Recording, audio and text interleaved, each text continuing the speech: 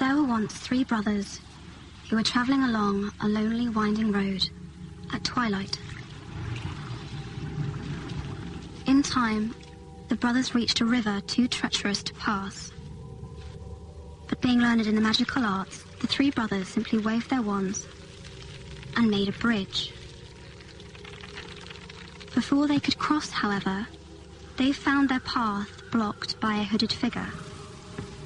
It was Death, and he felt cheated.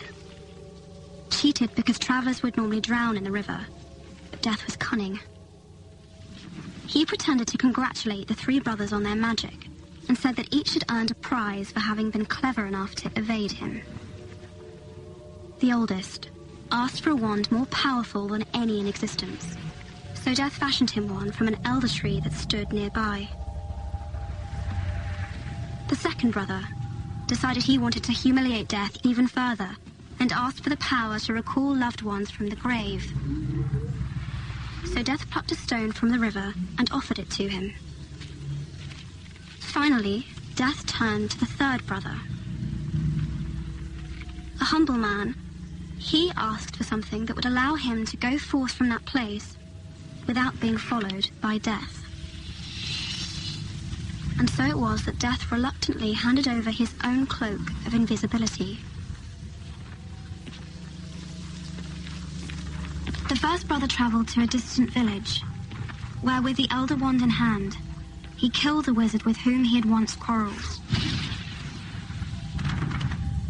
Drunk with the power that the elder wand had given him, he bragged of his invincibility. But that night, another wizard stole the wand and slit the brother's throat for good measure. And so Death took the first brother for his own. The second brother journeyed to his home, where he took the stone and turned it thrice in hand. To his delight, the girl he'd once hoped to marry before her untimely death appeared before him. Yet soon she turned sad and cold, for she did not belong in the mortal world. Driven mad with hopeless longing, the second brother killed himself so as to join her. And so Death took the second brother. As for the third brother, Death searched for many years but was never able to find him. Only when he attained a great age did the youngest brother shed the cloak of invisibility and give it to his son. He then greeted Death as an old friend and went with him gladly, departing this life as equals. So there you are.